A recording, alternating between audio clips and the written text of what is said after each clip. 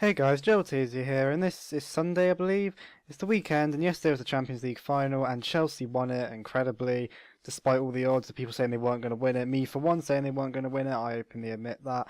Bayern Munich did outplay them completely. If you watched the game, you could see that they dominated possession, they dominated attacking.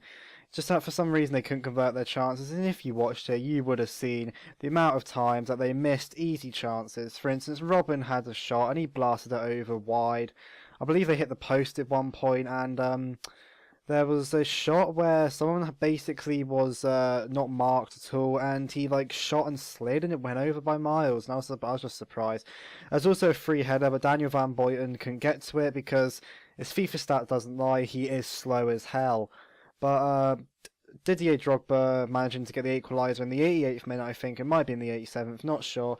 And then he nearly became the villain of the game by giving away a penalty to Frank Ribery, which was very lucky Robin didn't convert it. And then the penalty shootout came along, and everyone was thinking the Germans, they always score 85 degrees to the right, we will always get it in. And they didn't.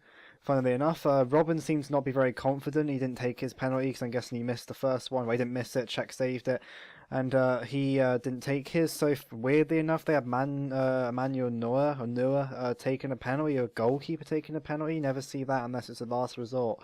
But yeah, Drogba managing to be the hero once again, getting the winning penalty, and Schweinsteiger was the one who missed it. He hit the post, and if you saw the poor guy, I mean, I know as an English supporter, I support Manchester United. The English supporter, you're meant to support the last English club left in the competition, and I did want Chelsea to win. Didn't think they were going to win, to be honest. And when Schweinsteiger missed that penalty, you could see his face. He was upset, and you've really got to feel for the guy. I mean, come on.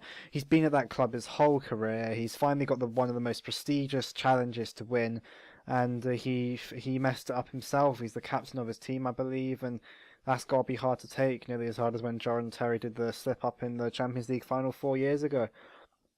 But credit to Chelsea for doing a good job. They deserve it because, well, their cup run is an incredible story. I thought they were going to lose against Napoli when they lost 3-1 in the first leg. They managed to get back into it, beat Napoli. Then they played Barcelona. Then they played Barcelona, and you just thinking it's Barcelona. They're not going to beat Barcelona. They somehow managed to beat Barcelona. The first leg, obviously, they got the goal at home in Barcelona. Once again, dominating. It was like they were playing 9-0-1, and they had 9 at the back pretty much the whole game. And it's the same in the Champions League final. But if boring football's going to win you trophies, everyone's going to do it. And you should take an example from Chelsea. Incredible. But yeah. Now, back to the gameplay. This is a bad episode, I believe. It's 3 games, and there's a lot of goals, apart from the second game, which I get screwed over completely because I get tramp goaled in the 90th minute, which is really annoying. But, the last game, which is this one, I get destroyed. I lose 5-3, I believe. And, I was getting annoyed because this was the team I made. I had a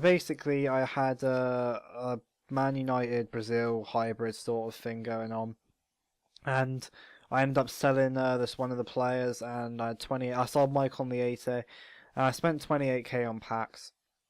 Now let me tell you, never spend coins on packs. It's the worst thing you can do, and I regret it greatly. But we spent the money on packs, and I got nothing, so I had to make a very cheap team, and I made the defence the main priority. I had Marcelo, team of the season Dede, who I still have for some reason, despite completing the series. Now I've got the 101 wins, so the series is complete. And the next series, you're going to have a little surprise coming along for that, because I hope you enjoy it, and it's going to be an absolute hard one. I was going to swear, I can't do that. It's going to be an absolute cringe to do because the players that I'm going to be using for it are going to be impossible to use. But yeah, what was I talking about now? Oh yeah, the defense. Team of the season: Dede, Thiago Silva, Dani Alves, which sounds like a good defense. Very fast, all good, all high rated, all got good stats.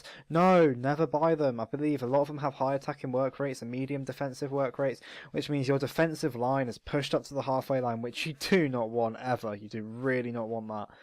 But you just don't buy a Brazil defence. Most of the time they're good. I mean, there's the odd few. David Luiz, as everyone knows, is an annoying player to play against. When you see him, you know the person's going to be annoying to play against. And usually that they're accompanied by the usual either Brazilians or Company or Torre because they got the high pace for centre backs and they're good all round. But this is about rounds it up.